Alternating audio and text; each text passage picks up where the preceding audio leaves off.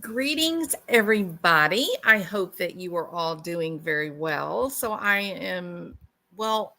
This channel is allegedly innocent, but everybody just calls me Jules. So it is Sunday, March the 19th, 2023, and I welcome you all here. We're going to talk about Lori Vallow for a few minutes. My coverage of Lori, the upcoming trial, is going to be under this heading "A Date with Destiny." Okay, so I'm going to try when you look at all of the suggestions on how to grow your YouTube channel, it all says to try to keep your thumbnails similar so that people recognize them when they see them. So this is pretty much what it's going to look like. There'll be some, minor changes, of course, depending on the topic of the day, but it should stay pretty close to that, kind of like what I did with the Murdoch trial. And I think that worked out very well. So we're going to talk about A Date with Destiny. And people are kind of gearing up for the Lori Vallow trial. She is being tried by herself without the Chadster. And I support that move by Judge Boyce. Frankly, I don't really know why he didn't do it until now. I'm not happy with Judge Boyce. I've been pretty clear about that. I think he's being absurd in the secrecy surrounding this whole situation and keeping the cameras out of the courtroom. And it's just, he literally interrupted court 3 days ago or 4 days ago because he said someone was holding up a cell phone recording him, filming him, and they wasn't even on. So I don't know if he's got an anxiety problem or I don't know what his problem is, but I really hope, I'm going to tell you what I'm worried about. I'm worried that this may be like a culture in the culture among judges in Idaho. And I hope that we don't get a repeat with the Koberger case. I really hope that that the judge does not try to keep the public out. I'm worried about that, but it could, it could be, but we'll see. We'll see how it turns out. But nevertheless, I'm disappointed that we're not going to be able to watch it. We will be able to hear I think an audio recording at the end of each day, perhaps. Nate Eaton of Idaho News. If you don't know who he is, you should Google him and get used to knowing, because he's going to be at the trial, the whole thing, and he'll be putting up the audio of the trial. Also, I guess Friday they got a answer that they will be allowed to have a sketch artist in the courtroom. It's so silly. It's so ridiculous, but for whatever purpose, I don't know. Part of me thinks it's to control. I think part of it is to control the negative appraisals of the Mormon church. That's part of it. It shouldn't be that way, right? It's supposed to be separation of church and state, but I wonder if that's not what is driving some of this secrecy, which is so odd in this particular case. But nevertheless, okay, so I want to talk about the timeline, these dates. I ran across this. I have a whole, well, I guess I've got three full notebooks and another notebook, maybe a quarter of a way filled with notes on Chad Daybell and Lori Vallow, starting way back in 2018 or 2019 when this whole thing began to, bust out. Now, one thing that shocked me last night when I was going through and reading and trying to remind myself and come up with how I wanted to start covering this was I had done some background I don't know if y'all can hear those silly birds. They get so loud when I'm talking. You hear how they quit talking when I quit talking? Wow. Okay. So this jumped out at me. I had done background. I had looked at Lori's husband, who he was working with in Houston,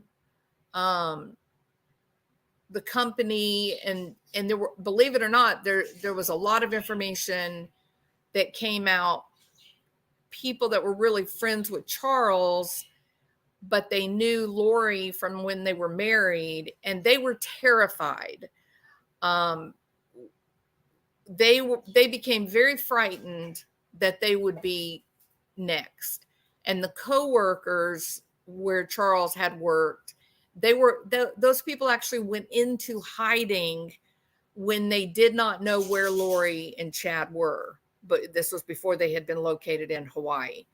And so the co-workers of Charles Vallow were terrified. They were really, really worried. Brandon Boudreaux worked with them. And so it was a group. It's very interesting information if you've never heard it before. But anyway, that's a different story, another day. But what jumped out at me last night was the date of Joseph Ryan's death. Now, Joseph Ryan is Tylee's father. And I guess for all intent purposes, maybe he's the first death in this, domino of bodies that followed Lori around. He died on April 3rd, 2018. Now, I don't know why, but in my head, I always thought, well, he died a long time ago. I knew it wasn't a really long time ago, because I had the story of Lori sneaking into the window and looking around his apartment. And, that was kind of crazy. So I had this realization, oh my God. I don't know why I didn't notice it before, but I guess, you take time away from the content and then you kind of begin to see insights that you had overlooked previously. He died on April 3rd, 2018. That jumped out at me because the trial begins officially for Lori Vallow on April 3rd, 2023. It's only 5 years. Think about that. We have been waiting for this date with destiny for what seems like 5 years, but it hasn't been. But boy, it seemed like it, didn't it? And so when I ran across this in my notebook and I went April 3rd, 2018, and that didn't really click in my head. So I got very curious then. And on one hand, I think it's great that he dies April 3rd. Her trial starts April the 3rd. I like that. I like that historical parallel. I think it's appropriate. I think it's good. Tylee gets justice, right? So then I'm looking through. So this is April 3rd, 2018. Tylee's father dies unexpectedly. Apparently he did have some trouble drinking, but ultimately his death was ruled a heart attack. He was cremated, and there's actually almost no information about his death. And so then you fast forward to September the 8th, 2019. Now pay attention to these times. April 3rd, 2018. And then you're only talking like 15 months. The fated trip, or not 15 months, 15, 16, 18 months, a year and a half, the fated trip to Yellowstone. 18 months.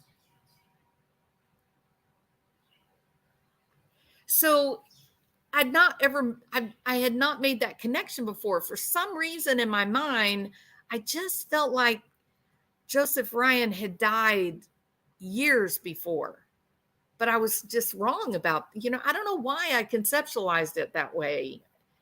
I just was not paying attention. Well, what I was paying attention, but it just, I guess I was focused on the here and now, you know, when they were looking for the kids, and then the horror of what actually happened when they located the children's bodies. And, you know, it's just so much to look at, right? And now, in preparation for the upcoming, you know, trial, 18 months from the time that Joseph Ryan, Tylee's father, dies unexpectedly of a heart attack. Incidentally, Lori is climbing through his window into his apartment and rummaging through his things in the weeks before he dies. Don't tell me that's coincidence. Not at this point. Wild speculation, right? I get it. I own it. It's speculative. And then 17 to 18 months later, you've got Tylee, JJ, Lori, and Alec visit Yellowstone National Park. This would be the last photographs taken of the children. There was one more photograph taken of JJ, they believe, taken the day he died in his pajamas. But this was the last known picture of life for Tylee. And there were pictures of Tylee with JJ at Yellowstone. They believe that Tylee lost her life during this time period. The FBI would ask people, you know, do you have photographs of this family? If you had been there, look and see, you know. Now, September the 8th is the last, this was the visit to Yellowstone that we've seen those photographs that would later emerge. We see those photographs with the kids, with Alec and Lori, but it's also the date that Chad signs a life insurance application for Tammy to increase the maximum amount allowed on that policy for Tammy's death. This trial is unbelievable that this woman did not make a deal. And same for Chad. It's foolish for him not to try to make a deal to take the death penalty off the case. And maybe they did try it, and they, you know, the prosecution refused. But while Alec and Lori have the kids at Yellowstone, Tylee's never seen again. Chad is signing the life insurance on Tammy. It is heartbreaking.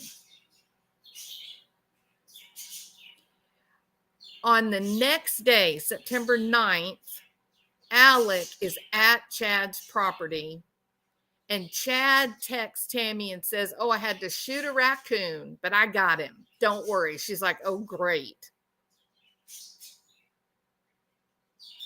It's so sad to go back and actually look at it and recognize Joseph Ryan, and then 18 months later, his daughter, his only daughter, is dead. And now we have a date with destiny for Lori Vallow. And I like the historical parallel that the trial starts April 3rd, 5 years after what I think it all began. All right. Tammy faced a month later. So this was September 8th, the Yellowstone visit, as well as the life insurance policy. And then 30 days later, October 9th, Brandon gets shot at and Tammy gets shot at. If we could say anything about the Chadster, it would be this. Chad, all of you little Chad offspring scurrying about Idaho, your dad is an idiot. 30 days, he increases your mother's life insurance And on the day that Tylee is gone, and then a month later, your mother is gone, and you guys are supporting him for what reason? It's to the day. Do you want to be a Mormon? No, I don't want to be a Mormon if it means that the preacher folk are going to run around and try to capitalize on the death of their spouses. No, I don't want to be a Mormon if you guys think that's okay. I don't mean all Mormons. I'm talking about the Daybell children. Seth, 30 days to the day. It's terrifying. It's so sad. It's so sad. So it does seem that when they are going to try, I think Lori and Chad both are going to try to pin this on Alec. And I think the big question, the big overriding question is, was Alec sacrificed? Was he too one of the victims? Was he also murdered? Or did he sacrifice himself so that he could then go on to his next life? I don't know. But on December the 12th, we know what happened. He kicked the bucket. 2019. Old Alec is gone. Were Lori and Chad, were they tying up loose ends? If you think they were tying up loose ends, put a 1 in the chat. I'm just curious. Were Lori and Chad tying up loose ends when old Alec kicked the bucket? I do too, Cinnamon. I agree. Well, hello, next life. Time for accountability. There you go, Carrie. Absolutely. Okay, so many of us believe that Alec did not sacrifice himself. It really does look like he was yet another victim in this successive, dominoes of human bodies that seemed to fall over when Lori walked by. I believe sons of Chad knew of women friends like Lori and Melody. I also believe they knew about Tammy and kids. Question, that's brought up something, Cinnamon. How do you feel about Melanie Gibb? Hey, Snow Lion. This is a BBT positive channel. Why would you ask that, Snow Lion? It's okay for people to have secrets about their medical health care. You know what I mean? You don't have to go around telling people what kind of medical treatment you're getting. That's nobody's business.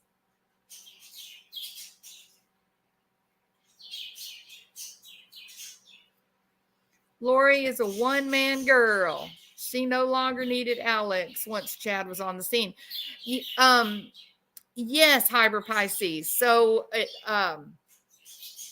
is called serial monogamy. Hell of a name though, right? It's very ironic. Serial monogamy. That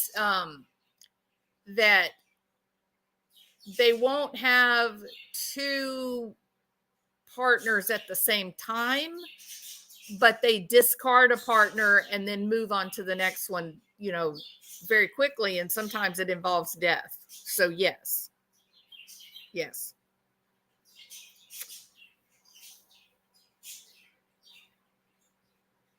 Is y'all's YouTube crashing? She dirty. She knew about sacrifice for the zombies plan. Yes, Cinnamon. So those strange little prayer groups that they were having. I think one of the last ones they had, Zalima says, well, I got to go home and conjure up some earthquakes. Remember that? I don't know why they haven't brought charges against every one of those people. Conspiracy charges. Exactly, Mary Rose. There you go. Yeah. So I just think those that were engaging in these little prayer groups and they were conjuring Zulema Pastenis, Zulema, if you're listening, and we all know you are, everyone thinks that you should be charged, Zulema. There's not a single person that I've talked to that believes that you're an innocent. My question is Melanie Gibb. What do you guys think about Melanie Gibb?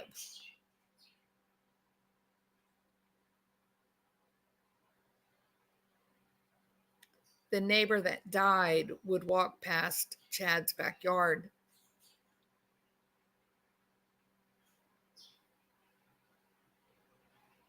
That's right, Michelle. Agreed. I'm totally with you. Oh, I agree, Mary Rose. That is the most curious.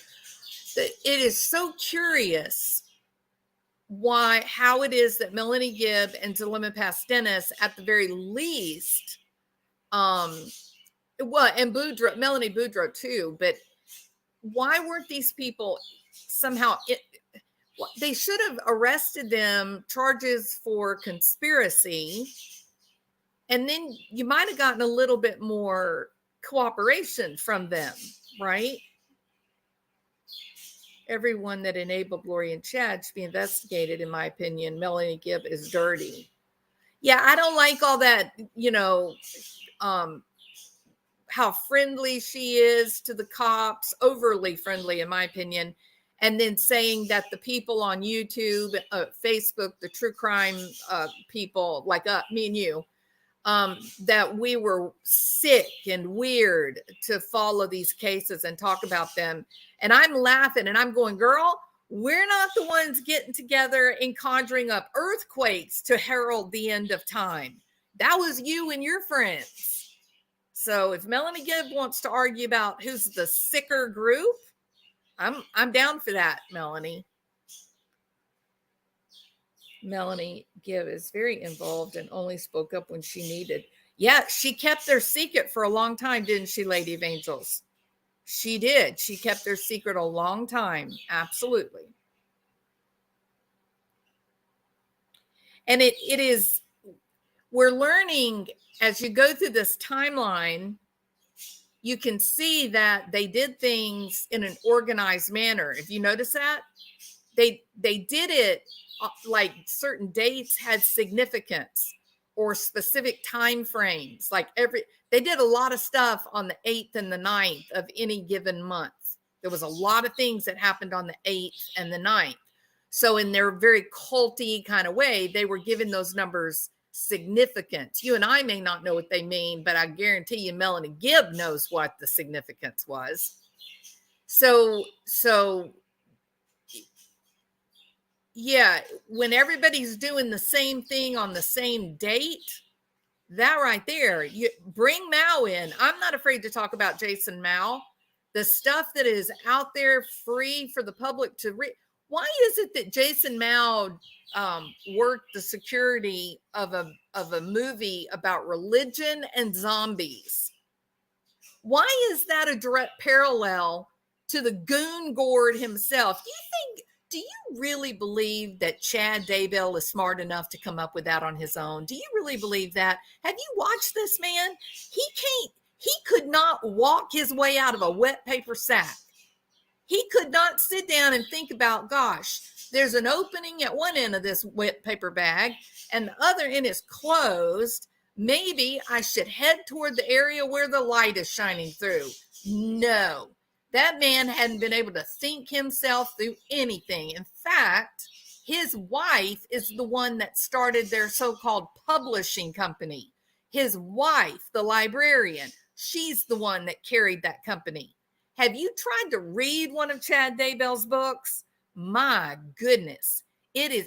I have read fourth grade authors that were more intriguing than this man's writing. It's ridiculous. The Queen died on the 8th and Charles became king on the 9th. Wow. I think it was the team that found the children's liabilities. So anyway, So I thought that this was so interesting that Joseph Ryan died on April the 3rd, 2018. And it was only 18 months later that Tylee was killed. Is that sad? That to the day, it will be 5 years since Tylee's dad was killed, where she will be standing trial. Isn't that something? I think it is. I think it's fascinating. I think it was so interesting. So interesting. Okay, so only 18 months between the death of Joseph Ryan and then Tylee's death. Now, talking about the 8th and the 9th, on October the 9th, Tammy calls 911 and says a masked man shot at her in her driveway. She posted it on Facebook, and she said she had no idea who it was. And please take note, if you go to Facebook and you read that post, it says that she yells out for Chad. She yells out for him. She goes looking for him, and he comes around from the back. My question was that really Chad? Was it? They're going to say it was Alex. The court documents indicate that it was Alex, that Alex got all dressed up with this little face mask and tried to, shoot Tammy that day. And that's from the prosecution, right? That's the charging documents. But I don't know. There's something about the way it reads that I almost feel like maybe it was Chad. It was 10 days later, though, that Tammy would so-called die in her sleep. And there's a little bit of trouble with, do you want to be a Mormon? Yes, that would be you, young son. You know who you are. What's the real story? Because Chad is confused about whether his son was there when Tammy died or he was not there when Tammy died. It's really strange that Chad can't work that out. Now, he can conceive of zombies and portals. He can do all that, but he cannot figure out if his son, his oldest son, was there the morning that the mother died or not. Why is that? What do you think, Seth? What's the story with that? She dies 10 days later. And they do not perform an autopsy. Chad says, so there's no need to. Where do you live? Is it ever the choice of the spouse whether or not to do an autopsy on a person who dies in their home and they haven't been to a doctor, they haven't been to a hospital in the 3 days before they die? Is that ever anyone's choice, or is it state law? Because where I live, it's state law. There has to be an autopsy.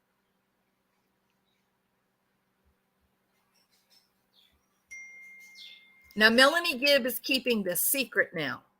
Now the rumblings are, well, where are the kids? Well, I don't know. Well, I think Melanie's got them. What? No, Melanie hadn't got them. I think Kay has them. No, I don't think Kay has them because Kay's the one that called us.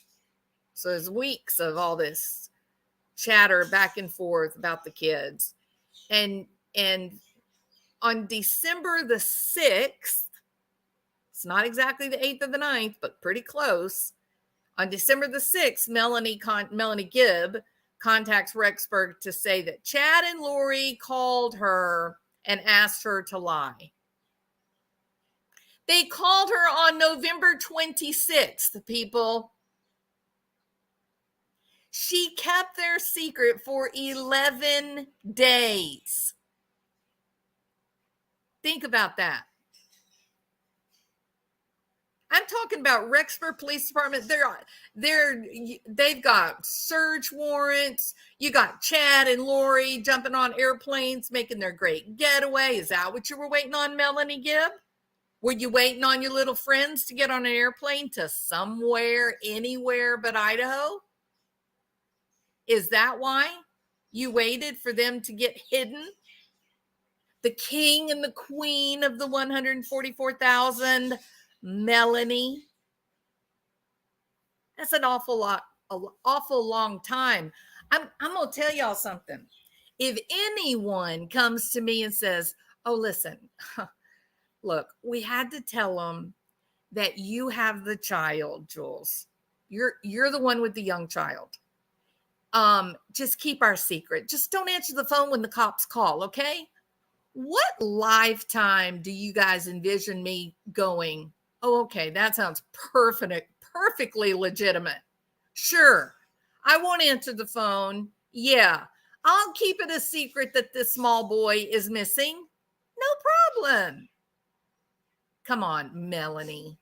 This is silly. Melanie Gibb, your story is silly. It's unreasonable when you consider real human beings and how they respond. When children go missing, here's what we do. Y'all correct me if I'm wrong about this.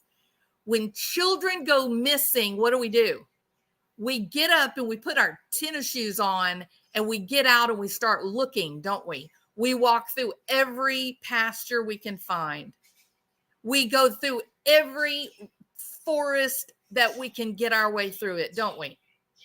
If somebody goes missing, a child especially, perhaps a woman, when they go missing, the community responds in force. And these are not even people that know the child.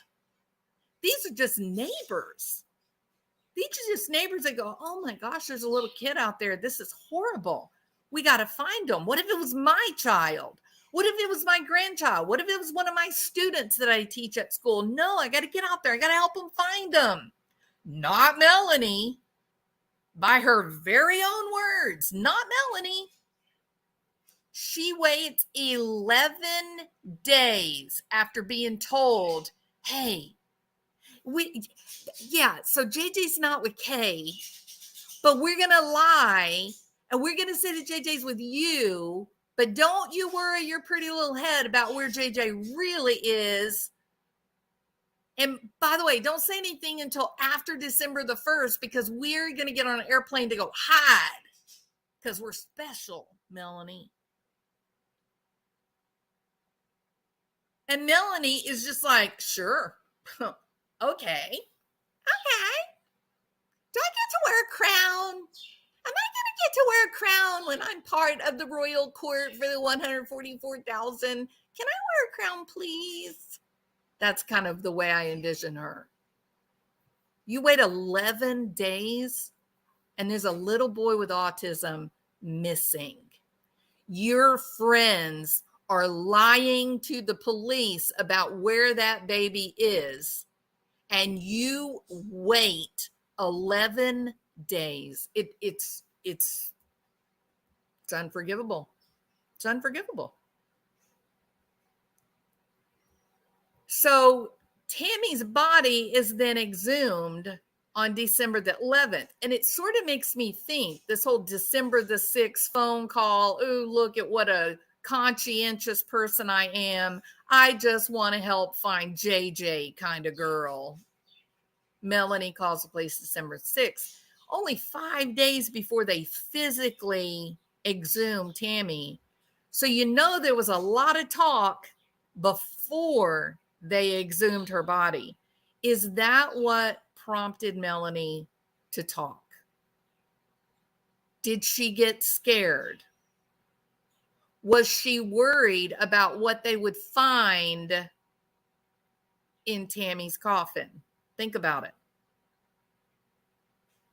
Melanie's the only one that knows the answer to that. And she ain't talking, just like those beautiful beans.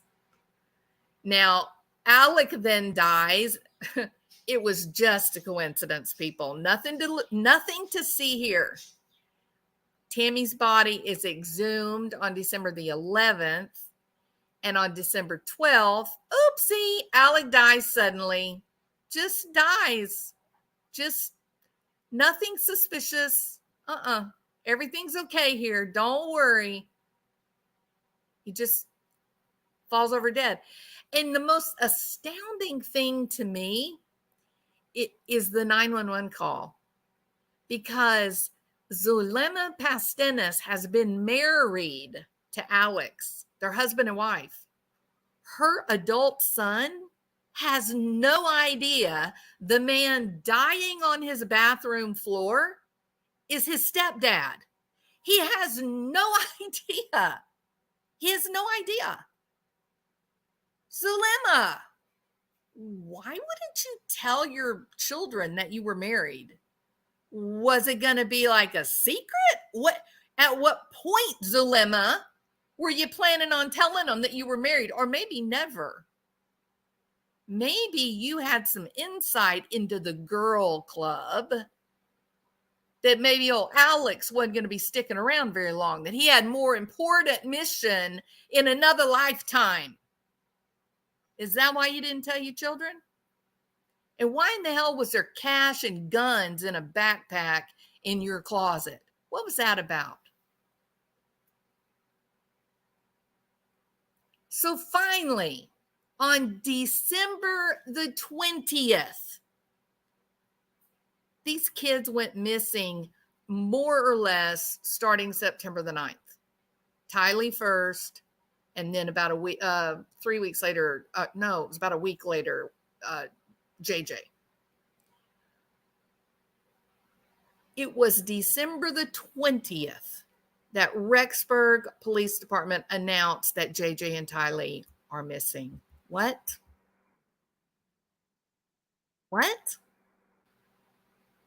The first part of September to October to November to December, 90 days?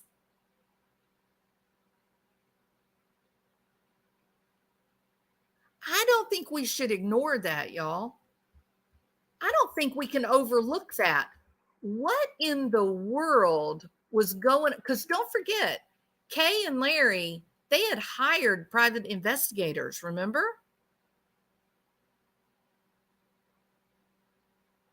This is, as I went back and started going through this again, I thought, I remember now how crazy this all was when it was happening. And we, now we've been distracted by so many different cases, and everything. When I got back into it, I was like, oh my God, I've forgotten how obscene it is.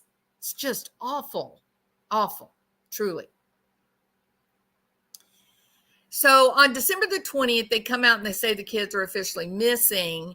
And they acknowledge that they believe the disappearance is linked to the suspicious death of Tammy. And the next day, on December 21st, Chad and Lori are, quotation marks, persons of interest. Now, an attorney for the Daybells, who's also, part of the church, I believe, Sean Bartolick, he releases a statement on December 23rd and says that the Daybells are loving and devoted. The allegations that are being directed towards Chad will be addressed once they move beyond rumor and speculation. What the hell did that even mean, Sean? Rumor and speculation. These kids were missing. The parents or one of the parents have gotten on an airplane and disappeared into the night. And you're worried about saying that what the cops are talking about is rumor and speculation? I don't know how you let those words roll off your lips, Sean Bartolick. On December the 30th, we get a news release from the Rexburg Police Department that say that they have information that Lori knows the location of the children or what happened to them. the cops go as far as to say that this is shocking. The cops go as far as to say that the parents' lack of cooperation is astonishing. Yes, it's astonishing. That's why Kay and Larry hired private detectives, because they were astonished way back in September. They were astonished in October. They were astonished in November. And finally, January the 3rd, 2020, the FBI served a search warrant on Chad's house, and the sheriff, Len Humphreys, says that investigators have recovered 43 items to include computers, cell phones, journals, documents, this one's weird, medications, and that they've all been sent to the FBI for further analysis. That was not the day that they found the kids. That was the first time that they searched. This was not the time that Chad's sitting drunk in his car across the street watching them, and Lori's in the jail. So on January the 7th, Larry and Kay go to Rexburg and make an announcement for a reward for any information at all. Any information leading to the information about where the kids are at or recovery of the kids. Just tell us something. And, they get nothing. Matt Daybell, who is Chad's brother, Matt is pleading with the Chadster, saying, please, Chadster, please cooperate with the investigation.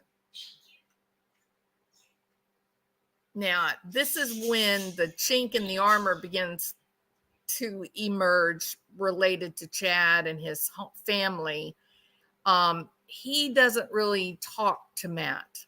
They don't really talk very much at all with Chad's family, because they have serious concerns about Chad's books and his bizarre religious claims. Y'all hear that, Seth? Do you want to be a Mormon? Seth, do you hear that? This is your own family.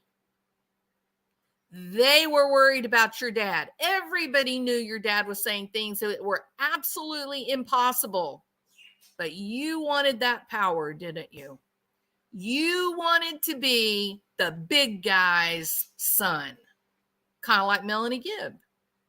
You want to be part of the 144,000, sitting at the top, cream of the crop.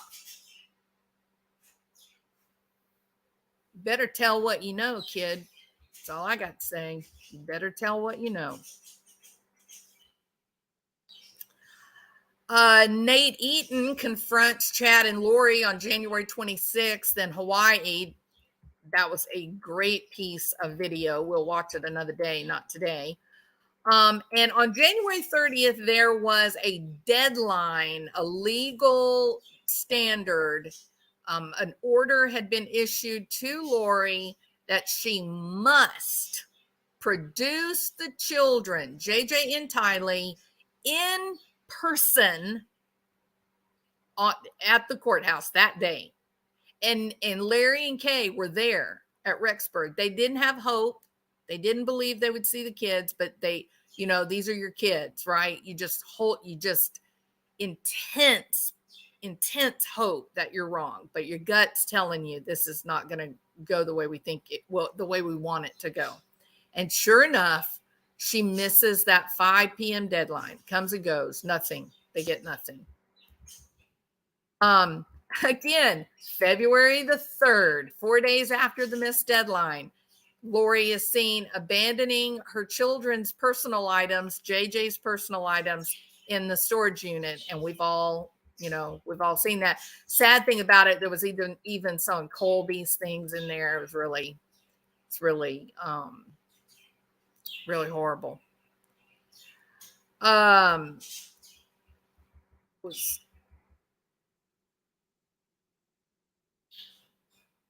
thought I had one more. No, maybe I didn't. And so then, like I said, on the 9th of June, Chad is arrested. He is taken into custody near his home. He has a preliminary hearing on August 3rd and 4th, which we're going to watch again.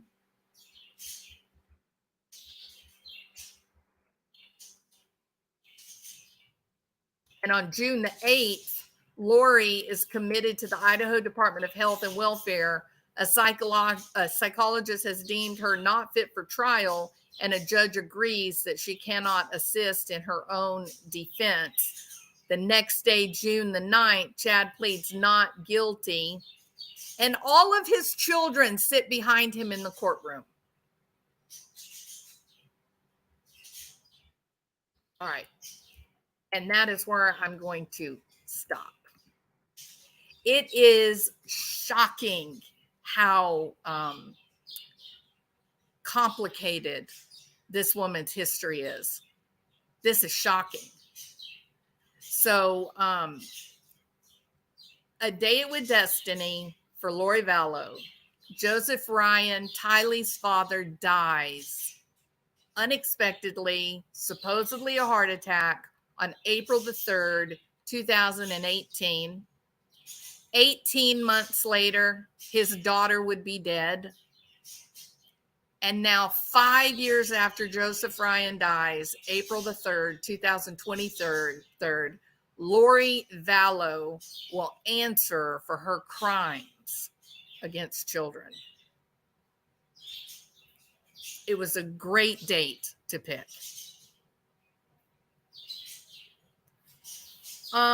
Exactly, Laura Lee. I agree with you. Absolutely agree that this man, I think, was delusional or is delusional. I think that he legitimately convinced himself that he was special, better than everybody else. I don't think he really even believes in his religion. I think it was all about manipulation and feeling smug and powerful that he could control other people. And I got to ask you guys a question. Would the Chadster be able to convince you on what kind of dessert to pick, much less to kill the people in your family? No, this is a weak man. The Chadster is a weak guy.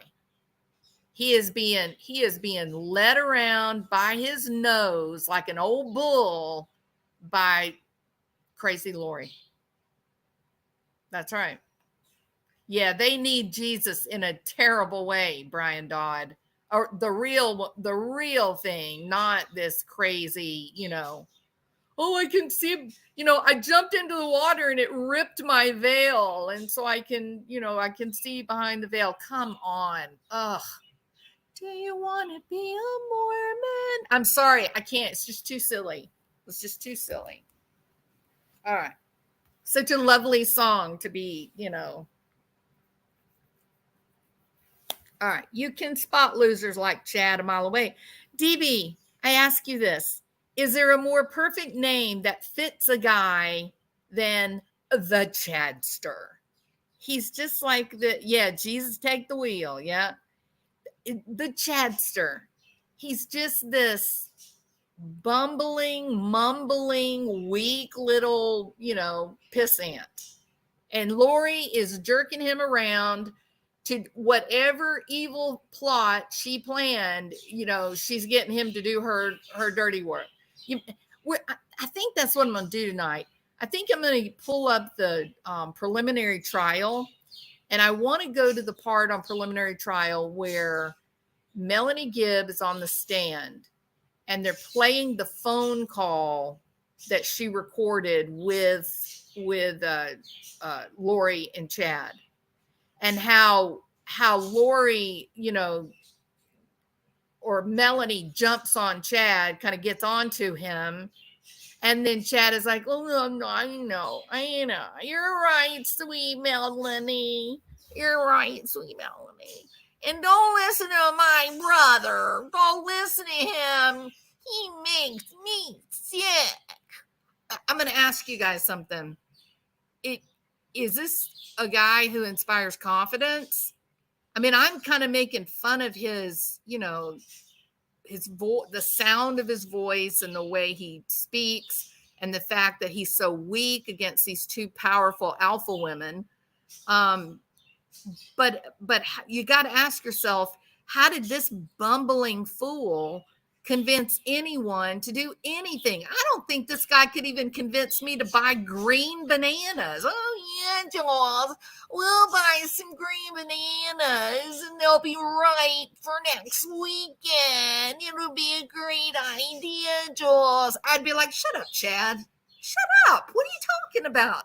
I don't want to eat next weekend. I'm hungry now. I'm not going to buy a green banana. I'm going to buy a yellow banana. And just go sit in the car and wait. Just go away from me. That's the way I see that conversation going in my head. So, all right. He is the Chadster. Yes.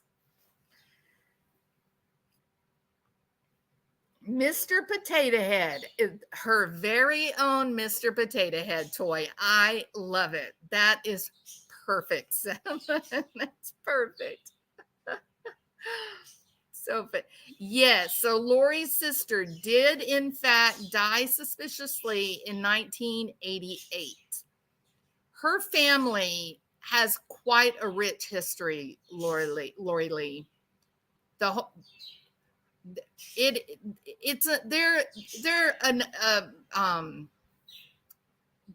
They have had a very exciting life. Let me put it that way. The kind of dramatic things that have happened to their family just doesn't happen in other families. You gotta be a little curious about that. Well, who would have an affair with Chad? I'm sorry. Maybe I'm a petty, shallow kind of person, but who would do that? I mean, did these women really believe that, he's like the second coming of Jesus?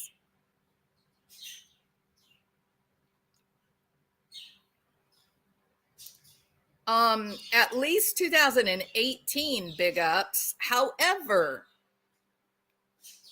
if you go to legal documents, her first two husbands, she drug them through the court system here in Texas. She drug them through the court system, and guess what the accusations were?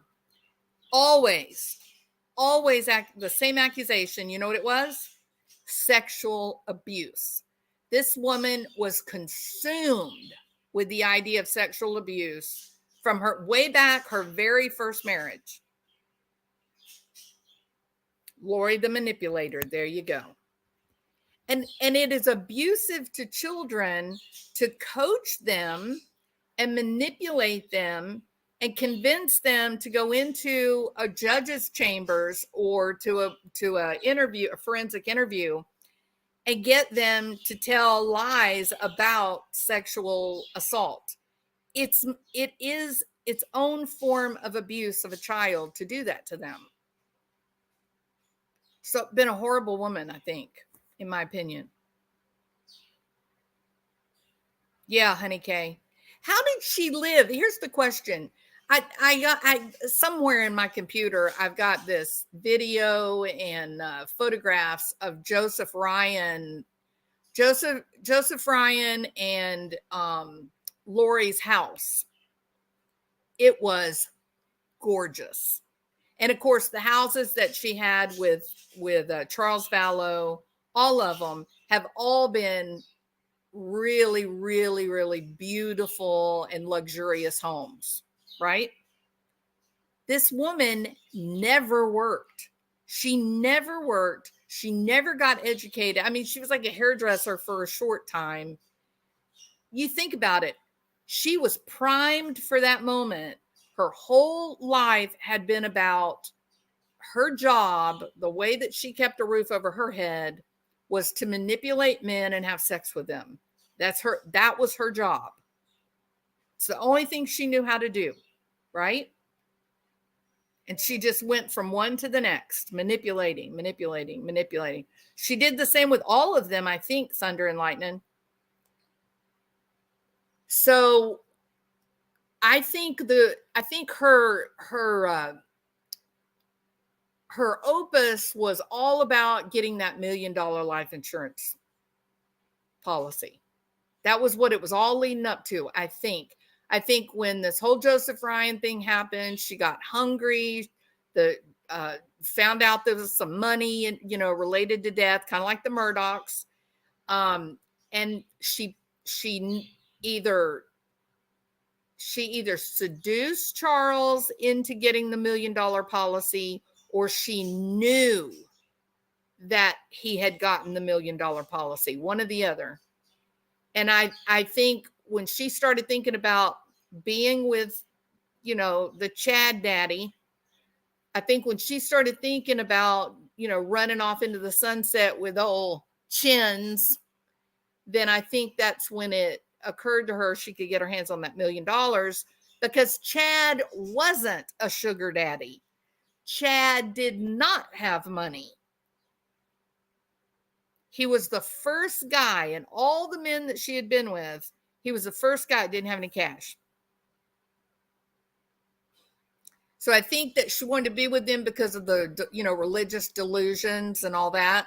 And I think she had to fit, took it upon herself. Oh, well, I'm going to be the man of the house. If I'm going to be with Chad, I'm going to have to be the man of the house. And so I'm going to have to figure out how to get some money. Oh yeah. How about that $1 million? And I think that's how it went.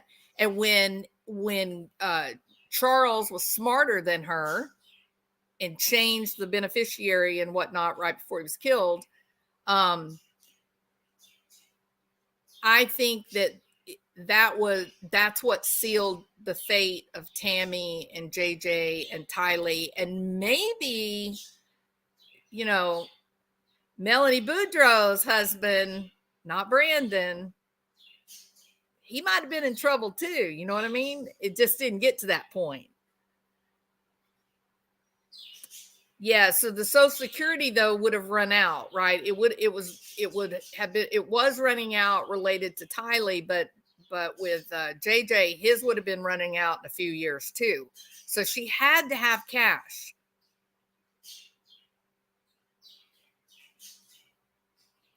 Well, I'll tell you this, Cinnamon, her family's home is very impressive.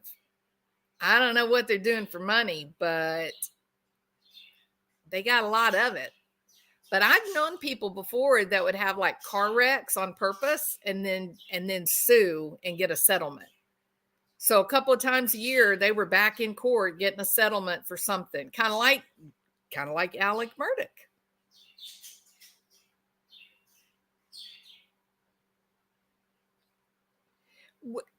Yeah, so JJ would get Social Security forever, but I'm talking about that Lori would have had access to it, because as soon as he became an adult, he would have been receiving the check.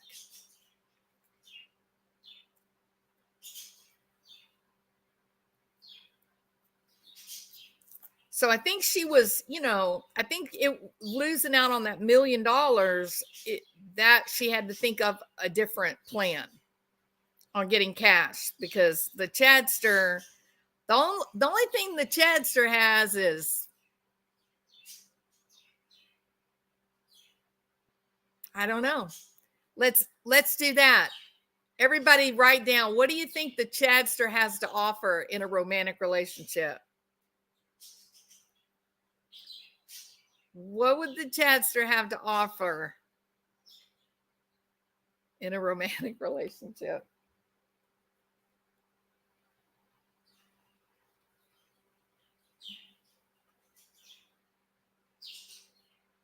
Lori's father wrote a book about how to screw the IRS. I didn't know that, Fancy Nancy.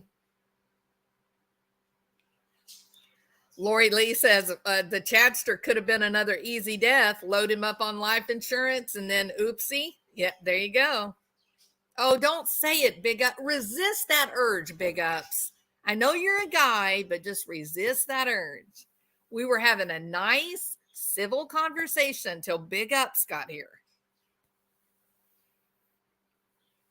My ex regularly committed workman's comp fraud. Oh my gosh, Beagle. I'm such a I would be too scared I would get caught. No, I would get caught. I'm sure of it.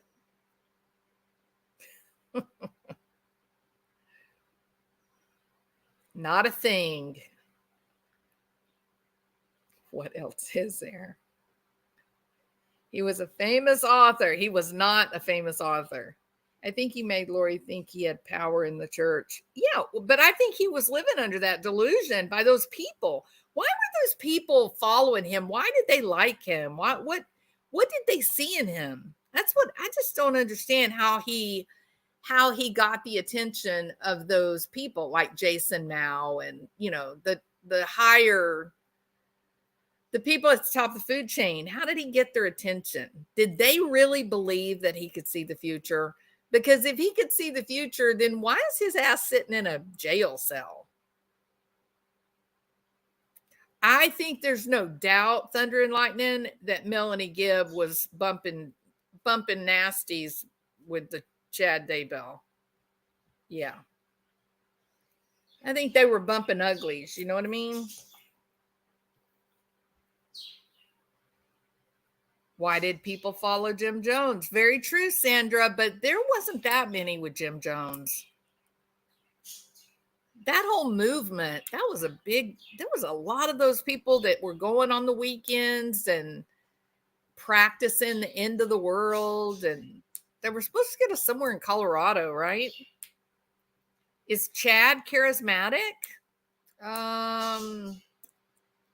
No, Melanie said that he's very quiet, very shy, and that Lori would have to do all of his talking for him.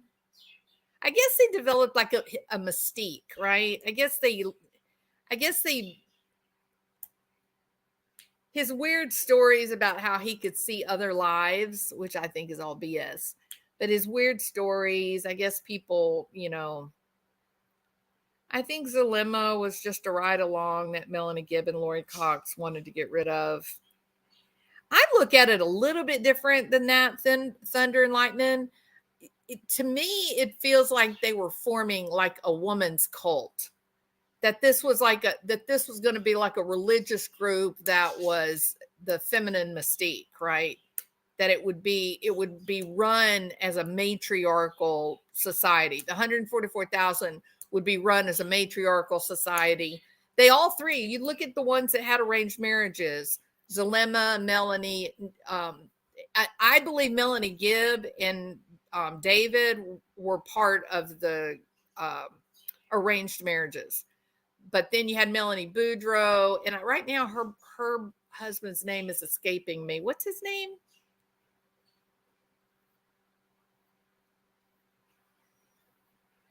Can't think of his name. What was it?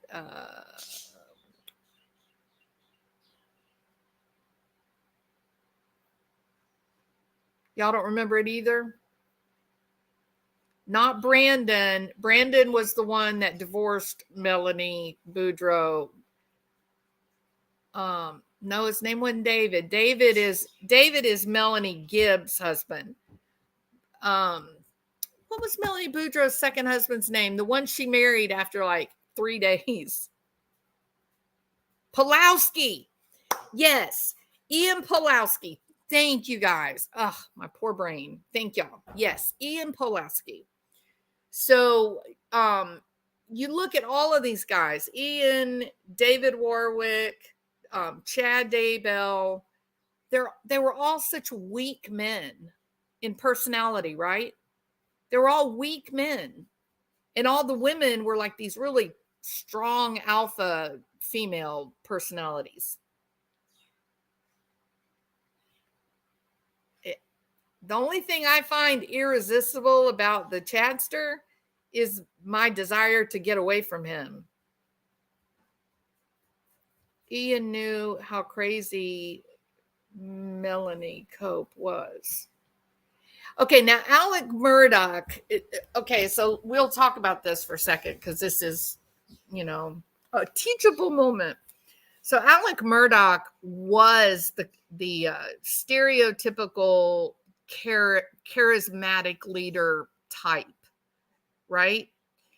He could talk anybody into anything.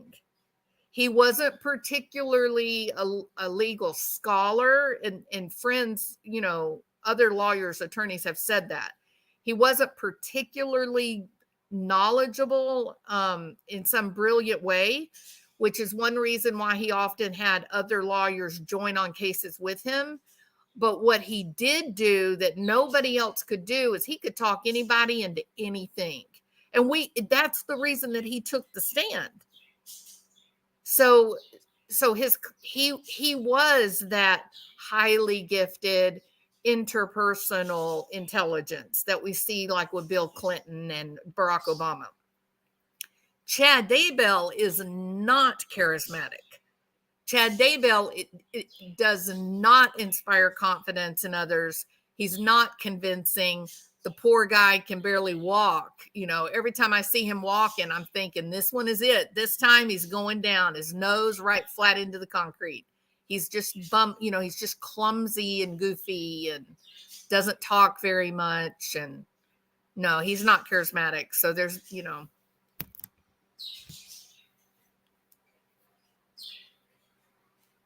Thank you, Cinnamon Hot. Yeah, Alec Murdaugh is very high in interpersonal intelligence. He was now Alex was charming. Alex had a good sense of humor, right? But Alec Murdaugh, whew, he could talk, he could sell you anything. That man could talk. I can't tell you how many times I was listening to his testimony and I found myself kind of wanting to believe him. And then I had to like shake my head and go, wait a minute, snap out of it. What are you thinking? Right? The Chadster's a goofball of all on his own.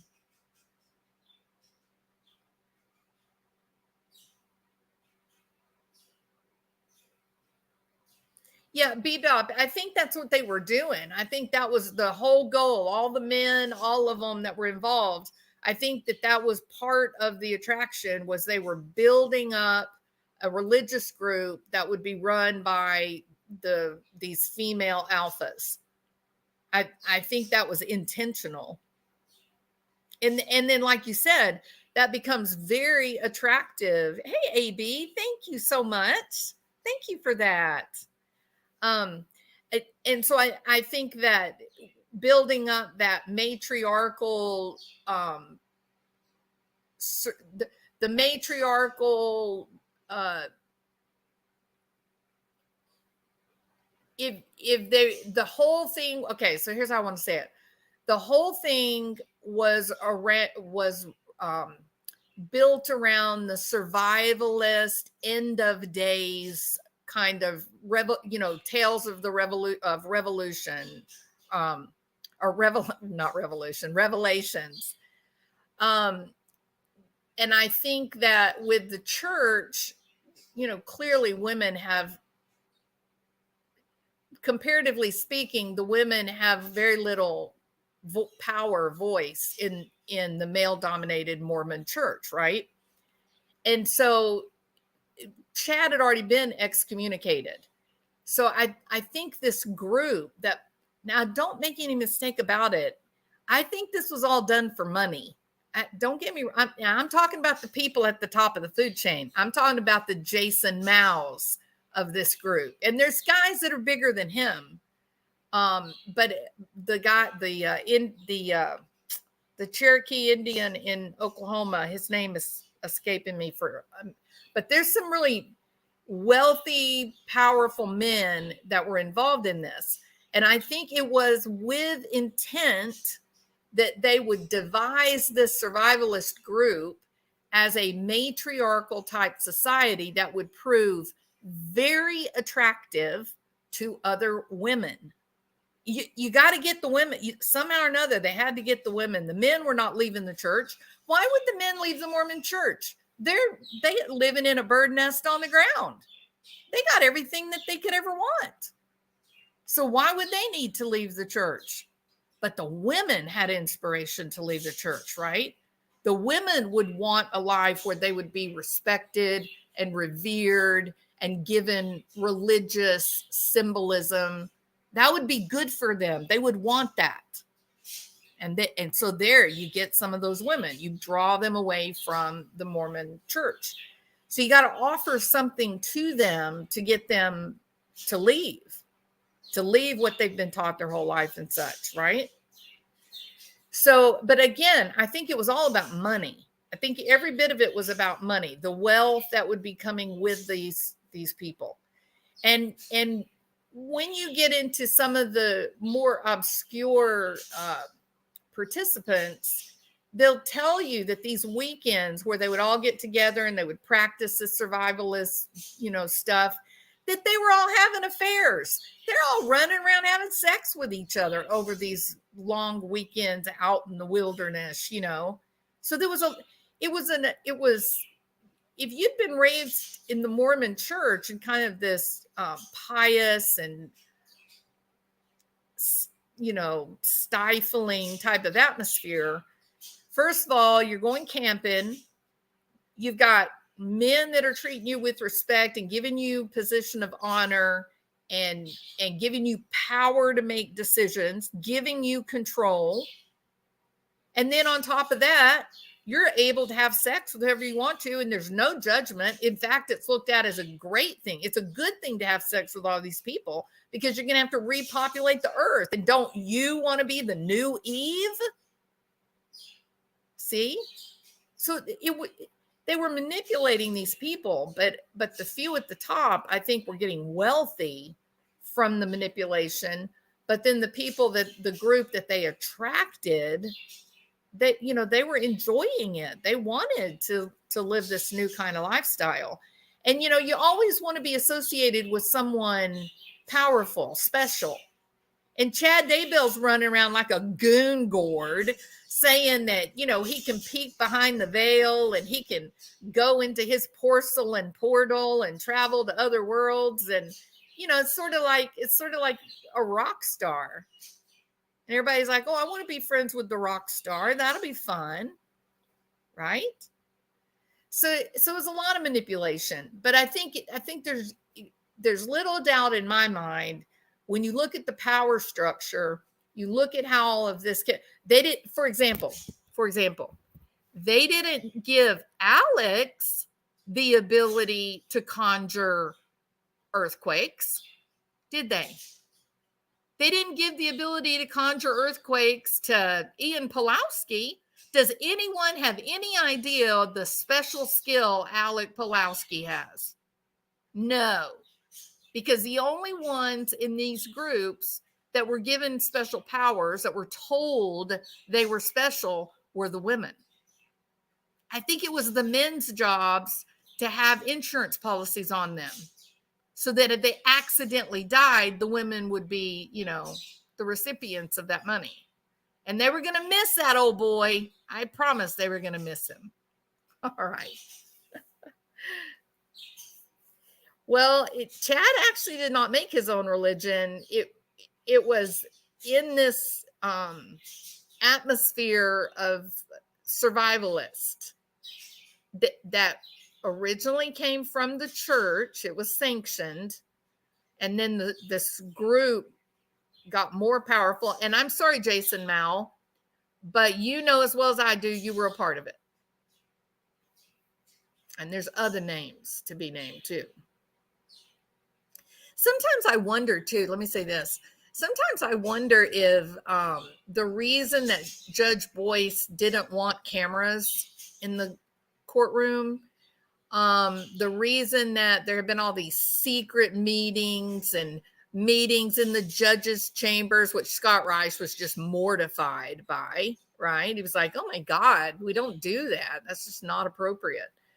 Sometimes I wonder if it's because if that's your religion, if you live in Idaho or Utah and you're part of the, Latter-day Saints, you don't want this damaging caricature of your religion to be exposed. You don't want this to come out because it makes you look bad. It makes your church look bad. It makes your organization look bad. And you don't want that. So you would be inclined to want to, protect it, right? So I wonder sometimes if that was part of that decision making.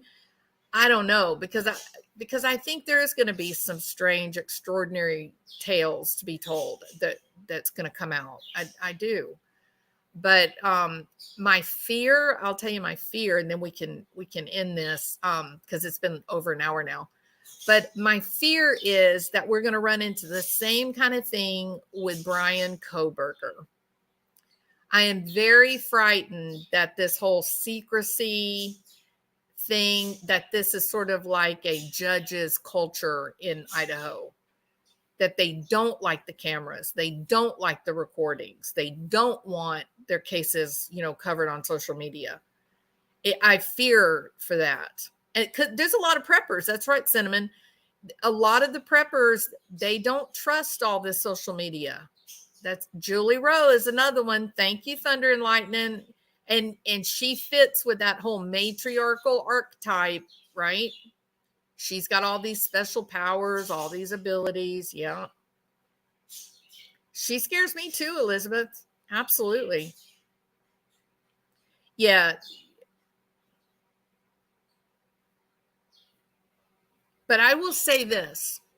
So Lori's brother, not Alec, but Adam, he's one of the good guys. Did y'all know that? He was like the cavalry. While Lori's whole family was crazy. I don't mean crazy like, let's open up the DSM. I mean, extraordinary, unusual, strange. That's what I mean. Okay. But her whole family was unusually submissive to Lori, that they allowed Lori to spread her nonsense, that they believed Lori when she said she would never have to eat again because since she's what did they call it? An enlightened being, or not enlightened, but elevated being, what's something, that because of her special status that she would not have to eat and she doesn't have to poop, and they all just accepted that from her. And I'm thinking, I'm sorry, if my child begins talking to me that way, we're going to the hospital, period. And if I have to go and get power of attorney, legal, a medical power of attorney over her to make sure that she gets help, then so be it. But when my child starts sitting around and legitimately says, translated, thank you, Hazel, and my child says, oh, well, I'm a translated being, and therefore I'm not ever going to poop again, and I don't have to worry about eating again, and it's so marvelous and magical and mystical, I would say, you know what? God is telling me to put you in my car right now and let me go. I've got some people I need you to preach to. And then we're going straight to the ER. So it's very odd that this family accepted it, but Adam did not. Adam and his family, I'm talking about his son and whatnot, they did not buy into this. In fact, they talked to Charles, and Charles was like, she's crazy. Oh my God, she's saying the craziest things. I'm scared. I don't know what to do. And Adam had actually gone to Arizona to try to help Charles. So it was horrible. I make jokes about these things as I'm covering these cases. I want to take the fear away from these monsters. I don't want to give in to their mystique, right? I take back some power and control from them. So I make some jokes about them. I kind of reduce, their mystique. But in the case of Lori, there was something very unusual going on. Her family never questioned her, except I'm not talking about Adam and his wife and his son. I'm talking about the rest of them. Summer Shiflett and her mother were standing. I know, Lori. Lori. I know Lori. Okay, well, I don't care if you know Lori or not, but I'm asking you, are you worried about JJ and Tylee? I know my sister. I know her. Okay, well, apparently you didn't know her very well, right? So there was something very unusual about that. It's very strange. It's very strange that Melanie Gibb, Melanie Pulowski, Zulema Pastinas, is very strange that these women went along with all this to the tune. Listen, think about this. They went along with it to the tune of Zulema saying, sure, I'll marry Alex. Sure, I'll marry him. And Ian Pulowski meets Melanie, and within a week or two, they're married. Does this seem normal to any of you? I wouldn't even be going on a second date within a week of meeting someone new. You know what I mean? You meet somebody new, you wait 3 days, then they call you, then you talk about what you might do on your next date, and then you go on your next date 14 days after the first date. You see what I mean? Something was terrible happening there. We don't have any insight into what these people were really up to. And I'll tell you why I bring that out. Because it tells me I think there's more of them out there. That they may have gotten Chad and Lori, but I think this was a bigger group. These were people that were all believing these bizarre, strange tales. And Julie Rowe is one of them. But there's others. There's men. There's couples. Wealthy, powerful couples that are sitting at the top of this power chart. So don't think that they're not going to be watching, trying to find out every little thing that's said in that trial. All right. Are we done? Are we finished talking about Lori's date with Destiny? April the 3rd, 2018, Joseph Ryan, Tylee's father, dies mysteriously. It's identified as a heart attack. His body is cremated and nothing, very little is known about beyond that. 18 months later, JJ and Tylee will be dead.